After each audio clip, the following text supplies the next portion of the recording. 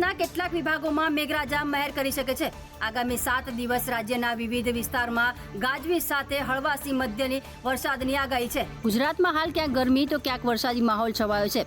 વરસાદની તીવ્રતા ગત સપ્તાહ કરતાં ઓછી થઈ ગઈ છે, ત્યારે હવામાન વિભાગની આગાહી મુજબ ગુજરાતમાં દક્ષિણ પશ્ચિમથી દક્ષિણના પવન ફૂંકાતા વરસાદની આગાહી છે। આ સાથે જ રાજ્યમાં આગામી 7 દિવસ છૂટાછવાયા વરસાદની આગાહી છે। આગામી 7 દિવસ તાપમાનમાં કોઈ મોટો ફેરફાર જોવા મળશે નહીં। આગામી 24 કલાકમાં અમદાવાદ 41.0 તો ગાંધીનગરમાં 40 ડિગ્રીની આસપાસ તાપમાન રહે તેવી શક્યતા છે। સામાન્ય રીતે ગુજરાતમાં 15મી જૂનની આસપાસ ચોમાસું આવતું હોય છે। આ વખતે પણ એ તારીખની આસપાસ ચોમાસું આવે તેવી શક્યતા છે। आने वाले 7 दिनों के लिए जो गुजरात स्टेट के लिए फोरकास्ट है वो गुजरात रीजन और सौराष्ट्र दोनों रीजन में आइसोलेटेड प्लेसेस पे लाइट टू मॉडरेट रेन का पूर्वानुमान है। और मैक्सिमम टेम्परेचर की बात करेंगे तो आने वाले 7 दिनों के लिए मैक्सिमम टेम्परेचर नो लार्ज चेंज में रहेगा। રાજ્યમાં આગામી 7 દિવસ છૂટોછવાયા વરસાદની આગાહી વ્યક્ત કરવામાં આવી છે। મહત્વનું છે કે ભીમ 11થી રાજ્યમાં સૌરાષ્ટ્રમાં કેટલાક જિલ્લાઓમાં સુકનવંતા વરસાદની શરૂઆત થઈ છે।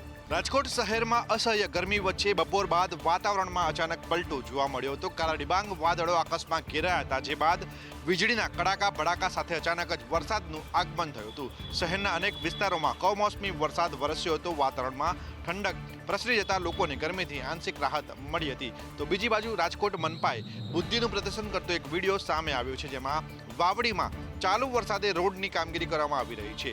ત્યારે આ તરફ અમરેલી જિલ્લામાં પણ અસહ્ય ગરમી વચ્ચે વાતાવરણમાં પલટો આવ્યો છે। રાજુલા શહેર અને ગ્રામ્ય વિસ્તારમાં ભારે પવન સાથે વરસાદ વરસ્યો હતો। ખાંભા ગીરના ગ્રામ્ય નાનીધારી, લાસા, દાવડિયા સહિતના ગામોમાં ધોધમાર વરસાદી ઝાપટું પડ્યું હતું। આવતીકાલે એટલે કે 8મી જૂને સૌરાષ્ટ્રના રાજકોટ, જૂનાગઢ, ભાવનગર સહિતના કેટલાક જિલ્લાઓ તેમજ દક્ષિણ ગુજરાતમાં સુરત સહિતના કેટલાક જિલ્લાઓમાં વરસાદની આગાહી વ્યક્ત કરવામાં આવી છે। દ્વારકાની ગોમતી નદીમાં ફાયરની ટીમને તૈનાત કરવામાં આવી। કોઈ ઇચ્છનીય બનાવ ના બને તેને લઈને ટીમ તૈનાત કરાઈ। દ્વારકાની ગોમતી નદીમાં 2 દિવસ પહેલા 7 યાત્રિકો ડૂબ્યા હતા, જેમાં એક મહિલાનું મોત નીપજ્યું હતું। દુર્ઘટના સર્જાયા બાદ હવે તંત્ર જાગ્યું છે। હવે કોઈ અનિચ્છનીય બનાવ ન બને તેને લઈને નદી આસપાસ શ્રદ્ધાળુઓની સુરક્ષા માટે જવાનો ખડે પગે રહેશે। સાથે હાઈસ્પીડ રેસ્ક્યુ બોટ સાથે ફાયર વિભાગની ટીમને સ્ટેન્ડ બાય રખાઈ છે। ગોમતી ઘાટ પર દોરડા બાંધવાની કામગીરી પણ કરવામાં આવી રહી છે। પહેલા 3 ઘાટ પછીના બધા જ ઘાટ જે છે એમાં દોરડા બાંધી અને પ્રવેશ જ પ્રતિબંધ કરી દીધેલો છે। અને એક જે બોટ જે છે આપણી ફાયરની હાઈ સ્પીડ બોટ, એ 2 બોટ અને માણસોને રાઉન્ડ ધી ક્લોક 2 શિફ્ટની અંદર રાખી અને એનું પેટ્રોલિંગ કરે કે જેથી જે શરૂઆતના 3 ઘાટ છે એમાં પણ લોકો નાવા જાય તો 5-10 ફૂટથી વધારે આગળ ન અંદર ઉતરે। અત્યારે મોટી સંખ્યામાં શ્રદ્ધાળુઓ ગોમતી નદીમાં સ્નાન કરવા જઈ રહ્યા છે, ત્યારે જિલ્લા કલેક્ટર દ્વારા આદેશ આપવામાં આવ્યો અને આવનારા સમયમાં હરિદ્વારની જેમ રેલિંગ પણ બાંધવામાં આવશે। ગાંધીનગરમાં ક્ષત્રિય ઠાકોર કોળી સમાજ એકતા મહાસંઘની બેઠક મળી, જેમાં ઓબીસીને 54% અનામત આપવા રજૂઆત કરવામાં આવી। ક્ષત્રિય ઠાકોર કોળી સમાજની બેઠકમાં ઋષિ ભારતી બાપુ સહિત કોળી સમાજના સાધુ સંતો પણ હાજર રહ્યા હતા। બેઠકનું મુખ્ય કારણ ઓબીસી સમાજને 54% અનામત આપવા માંગણી કરવામાં આવી છે। સાથે જ ઓબીસીમાં વસ્તી મુજબ અનામતનું વર્ગીકરણ કરવામાં આવે જેવી માંગ સાથે ચર્ચા કરવામાં આવી છે। બંધારણના નિયમ મુજબ ઓબીસી સમાજને 54% અનામત મળે અને ત્યારબાદ વસ્તી મુજબ અનામત વર્ગીકરણ આપવામાં આવે। આ પ્રથમ એજન્ડા આજનો છે। અને બીજું, તમામ સંગઠનોની જે ચોટીલા ખાતે મિટિંગ થઈ હતી એમાં પણ જે નક્કી થયું હતું એ પ્રમાણે કે આ સમાજની એક વૈશ્વિક સંસ્થા હોવી જોઈએ, ત્યારે બધાય સંગઠનોના અભિપ્રાયો લીધા પછી આજે એક વૈશ્વિક સંસ્થાની પણ રચના થવા જઈ રહી છે ભીમ એકાદશીના પરમ દિવસે। ઠાકોર સમાજ અનામત સમિતિના પ્રમુખ અજમલજી ઠાકોરે કહ્યું કે સંખ્યા અનુરૂપ ભાગીદારો સામે આવ્યું છે। અમદાવાદ ગાંધીનગરમાં મેટ્રોના કેબલ ચોરતી ગેંગ ગાંધીનગર પોલીસે ઝડપી છે। આ ગેંગે અગાઉ પુણે સહિત અલગ અલગ રાજ્યોની અંદર પણ આ પ્રકારની ચોરી કરી હતી। ગાંધીનગર એલસીબીએ 4 આરોપીઓની ધરપકડ કરી હતી અને આ આરોપીઓની પૂછપરછમાં સામે આવ્યું હતું કે આ ગેંગ દ્વારા અલગ અલગ કુલ 13 લોકો આ ગેંગની અંદર છે, જેમાંથી 2 લોકો મુખ્ય વ્યક્તિ તરીકે અલગ અલગ ચોરીની અંદર અંજામ આપતા હતા।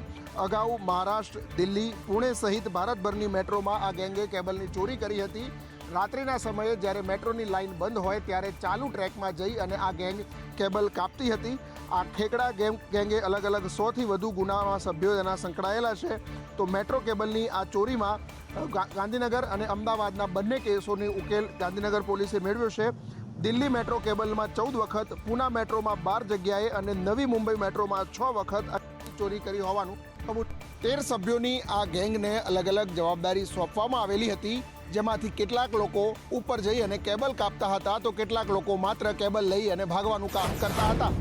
સુરત મહાનગરપાલિકાના મહિલા ડેપ્યુટી કમિશનરે વિવાદિત નિવેદન આપતા વિવાદ યુનિયનના સભ્યોએ નોંધાવ્યો વિરોધ. સુરત મહાનગરપાલિકાના મહિલા ડેપ્યુટી કમિશનર નિધિ સહાય સામે યુનિયન દ્વારા આક્ષેપ કરવામાં આવ્યા છે. ગુજરાતના કર્મચારીઓ 2 પત્નીઓ રાખે છે તેવું નિધિ સહાય બોલ્યા હોવાના યુનિયનના સભ્યોએ આક્ષેપ કર્યો છે. ડેપ્યુટી કમિશનર નિધિ સહાય સાથે યુનિયનની બેઠકમાં આ પ્રકારનું વિવાદિત નિવેદન આપવામાં આવ્યું હોવાનું યુનિયનના સભ્યો કહી રહ્યા છે. બેઠકમાં ગરમાગરમી થતાં અધવચ્ચે બેઠક છોડી ડેપ્યુટી કમિશનર નિધિ સહાય નીકળી ગયા હતા. નિવેદન બાદ યુનિયનના સભ્યોએ મનપા મુખ્ય કચેરી ખાતે વિરોધ નોંધાવ્યો હતો. કચેરીમાં નીચે બેસી રામધૂન બોલાવી વિરોધ કર્યો હતો. યુનિયનના સભ્યોનું કહેવું છે કે ડેપ્યુટી કમિશનરે ગુજરાતના તમામ અધિકારીઓનું અપમાન કર્યું છે. નિધિ સહાય માફી માગે તેવી માંગ કરી રહ્યા છે. આણંદની SM પટેલ કોલેજમાં લેબ આસિસ્ટન્ટ ભરતી વિવાદ સામે આવ્યો છે. વિદ્યાર્થી નેતા યુવરાજસિંહના આક્ષેપ છે કે પરીક્ષાની પ્રક્રિયા પૂર્ણ થયા બાદ તેને રદ કરી દેવાઈ છે. ચારુતર વિદ્યામંડળ સંચાલિત SM પટેલ કોલેજમાં લેબ આસિસ્ટન્ટની ભરતી પ્રક્રિયા વિવાદમાં સપડાઈ છે. વિદ્યાર્થી નેતા યુવરાજસિંહ જાડેજાએ આ મામલે ગંભીર આરોપો લગાવ્યા છે. ઉમેદવારોએ 29મી સપ્ટેમ્બર 2024ના રોજ પ્રિલિમ પરીક્ષા આપી હતી. 3 ઓક્ટોબર 2024ના રોજ CPT લેવામાં આવી હતી. એક દિવસ બાદ ફાઇનલ મેરિટ યાદી જાહેર કરવામાં આવી હતી. મેરિટમાં આવેલા ઉમેદવારોના પ્રમાણપત્રોની ચકાસણી પણ કરવામાં આવી હતી. વિદ્યાર્થી નેતા યુવરાજસિંહના જણાવ્યા અનુસાર 7 મહિના સુધી નિમણૂક પત્રને બદલે માત્ર વાયદાઓ જ મળ્યા છે. થોડા દિવસ પહેલા કોલેજે જણાવ્યું કે ભરતી માટે પૂર્વ મંજૂરી મળી નથી અને પરીક્ષા રદ કરવામાં આવી છે.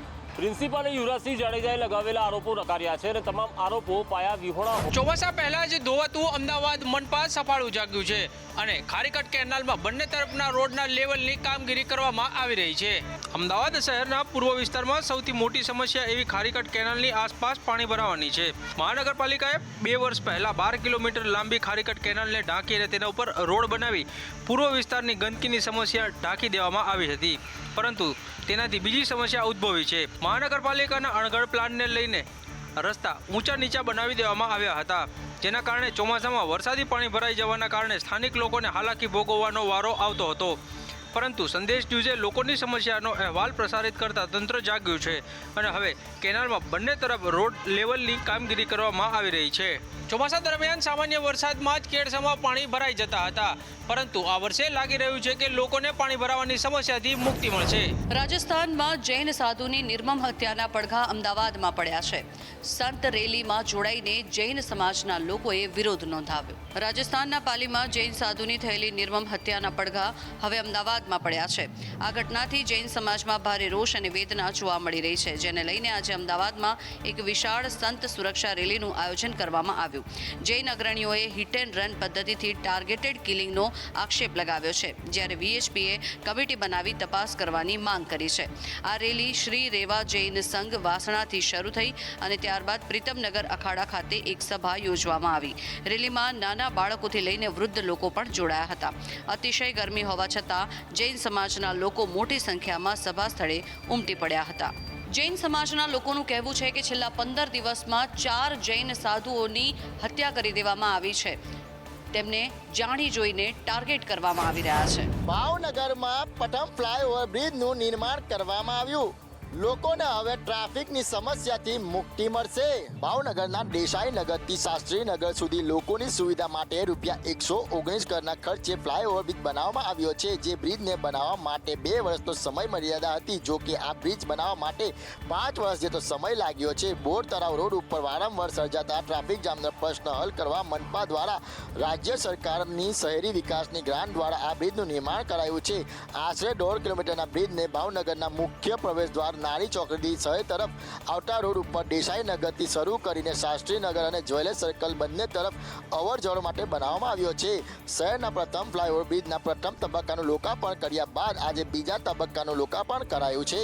બ્રિજનું જ્વેલર્સ તરફ રસ્તાનું કામ હજી પણ અધૂરું છે અને તે રસ્તો જેમ છે તેમ જ રહેવા દેવામાં આવ્યો છે. ત્યારે 2 વર્ષનું કામ પૂર્ણ કરવાના બદલે 5 વર્ષ થતા અનેક સવાલો